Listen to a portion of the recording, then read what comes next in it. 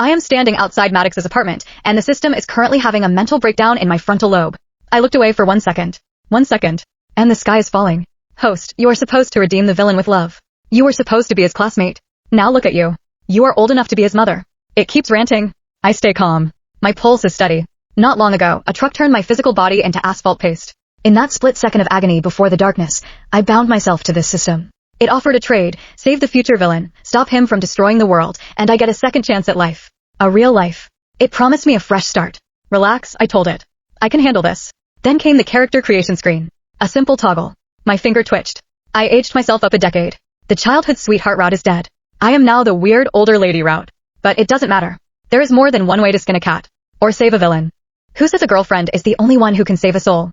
I ignore the system's digital sobbing and knock on the peeling paint of the door. It takes a long time. Finally, the deadbolt slides back. The door opens 3 inches, stopped by a rusty chain. A slice of a face appears. He is about 7 or 8 years old.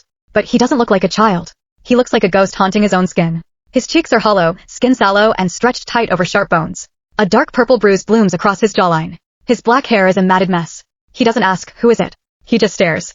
Through the crack, I see the aluminum glint of a baseball bat in his grip. His knuckles are white. He is ready to swing. This is the future monster.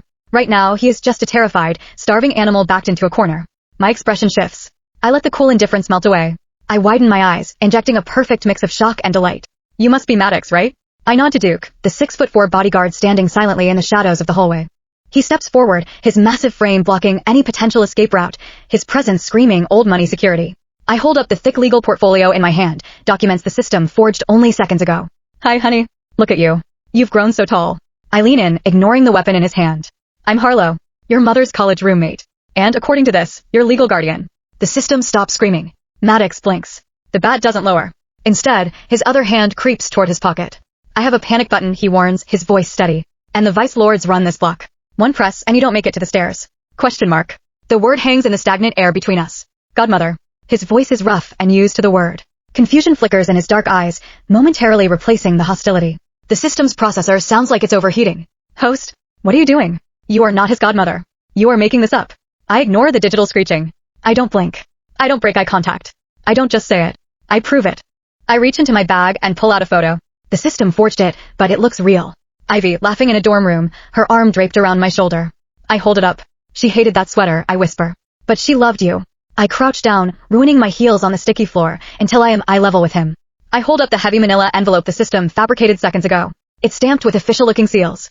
I've been fighting the courts for custody since the day she died, Maddox. The system, they lost your file. They let you slip through the cracks. But I found you. I don't need to pinch my thigh to force tears. Looking at him, ribs visible through a stained t-shirt, eyes hollowed out by hunger, the sting in my nose is real. This kid is walking tragedy. Maddox stares at the paperwork. He doesn't touch it. She never said anything about a friend named Harlow, he whispers. His grip on the bat doesn't loosen. She didn't want to get your hopes up, I say softly. Not while I was still fighting the lawyers. She wanted to make sure I won first. In the original plot, Maddox wasn't born bad. He was made. Ivy loved him. She was a saint who worked 3 jobs to keep a roof over their heads. But when the cancer hit, the American healthcare system chewed her up and spat her out. She went to Bradley, Maddox's biological father, a tech billionaire with a god complex. She begged for a loan. He had security throw her out. Maddox watched his mother die in agony because they couldn't afford treatment. Then he learned to survive in the gutter, stealing to eat and fighting off junkies with a switchblade. He learned that mercy is just a word people say before they exploit you. I need to break through that ice. I lower my voice. She hummed Moon River to drown out the sound of the neighbors fighting. She sang it like a shield. And she knew you hated crusts on your toast because they tasted like tree bark. Maddox freezes. His pupils dilate. Those are details no social worker would know. The bat lowers. Just an inch. His lower lip trembles, and for a second, he looks like a 7-year-old boy instead of a soldier. I'm here now, I say, standing up and brushing the dust off my knees. And I'm starving. I bet you are too. I check the Rolex on my wrist, a fake, according to the system, but it ticks like the real thing. I'm getting food. You wait right here. Lock the door behind me. He presses his lips together, his dark eyes scanning my face for the lie. He doesn't find one. Slowly, hesitantly, he nods. Okay. I walk out of the building, taking a deep breath of fresh air, or as fresh as it gets in this neighborhood. I hit Popeyes. Family feast. Extra spicy. Biscuits, Cajun fries, and enough gravy to drown his sorrows. High-calorie comfort food. The kind of meal that says I'm not just feeding you, I'm spoiling you. Walking back, the streetlights are flickering on. The shadows stretch long and thin across the cracked pavement. I feel it before I see it. A gaze. Heavy. Intense. I stop on the sidewalk and glance up at the tenement building. 4th floor. The curtain in his window twitches. He's been watching me. checking if I'd actually come back. I don't wave. I just grip the bucket of chicken tighter and head inside. When I get to his door, I don't have to knock. The lock clicks. The chain slides back. Maddox stands there. His eyes go straight to the bucket in my hand. He swallows hard, the sound audible in the quiet hallway. The smell of grease and spices fills the space between us. He steps aside, leaving just enough room for me to pass. Come in, he mumbles. His voice is soft, childlike. But as I step past him into the gloom of the apartment, my peripheral vision catches the glint of aluminum. He's still holding the baseball bat behind his back. I suppress a smile. He thinks it's a last meal, the system deadpans. Like strictly prison protocol. No, I think, listening to the door lock click shut behind me. He let me in. That's step one. I may not have a Michelin star, but I know how to plate a bucket of grease. I spread the feast out on the scarred wooden table. Fried chicken, golden and crispy. Buttery biscuits. Mashed potatoes drowning in gravy. Coleslaw. The smell of salt and fat fills the small, damp apartment, masking the scent of mildew. Maddox doesn't move. He stands by the table, his hands clenched at his sides, staring at the food like it's a trap. His Adam's apple bobs. I grab a drumstick, tear off a piece of crispy skin, and chew it deliberately. See? I swallow. No poison. Just cholesterol. Only then does he sit. He picks up a piece of chicken, his movement stiff, waiting for me to snatch it away. When I don't, he takes a small bite. Then another. Suddenly, the dam breaks. He eats like a prisoner on parole. Fast. Guarded. Eyes darting to the door. He's not tasting the food. He's calculating the caloric intake against the energy required to survive the night. I watch him, my chest tightening. I push the rest of the biscuits toward his side of the table. Slow down, I say softly. Nobody's going to take it from you. He pauses, a flicker of shame crossing his face, but he doesn't stop. He eats until the bucket is empty and his stomach is visibly distended. When the last bone hits the paper plate, I reach out to gather the trash. Stop. His hand shoots out, grabbing my wrist. His grip is surprisingly strong, his fingers rough. He releases me instantly, pulling back as if burned. I'll handle it. It's just trash, Maddox. I can. No. He stands up, his jaw set in a stubborn line. The vulnerability from a moment ago is gone, replaced by a hard, transactional glint in his eyes. I don't take charity. I pay my debts. He turns and walks to the hallway closet, rummaging around until he pulls out a rusted toolbox. It looks too heavy for him, but he hefts it with practiced ease. He marches over to the front door. The top hinge has been loose since I walked in, making the door drag against the linoleum. The landlord won't fix it, he mutters. He climbs onto a sturdy wooden chair, screwdriver in hand. He works in silence, his brow furrowed in concentration. Twist. Tighten. Test. I watch him. This isn't just a kid doing a chore.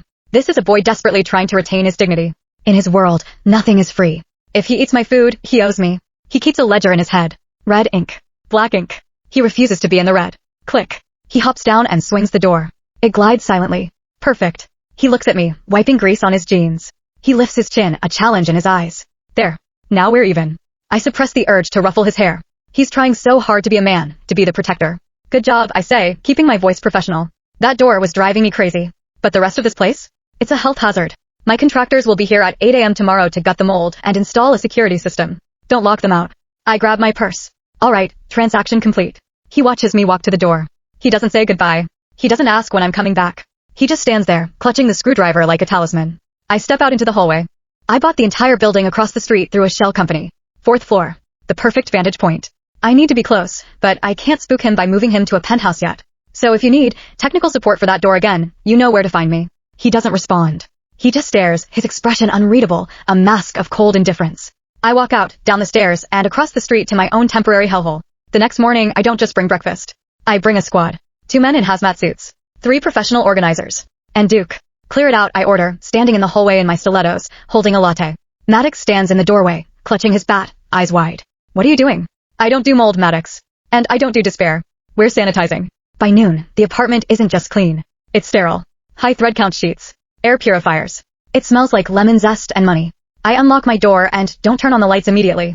Instead, I walk straight to the window and pull back the sheer curtain. Across the alleyway, in the dim light of the opposite building, a silhouette stands framed in the window. Maddox. He's watching. He stands motionless, staring directly at my dark window. He's making sure I'm real. Making sure I didn't just vanish into the ether. I reach out and flip the light switch. My room floods with yellow light.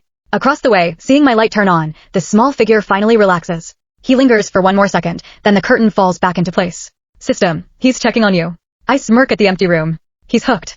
The system is still trying to humble me as I walk down the hallway the next morning. He wasn't watching you last night, you know. He was probably looking for a stray cat. I ignore the voice in my head. I know what I saw.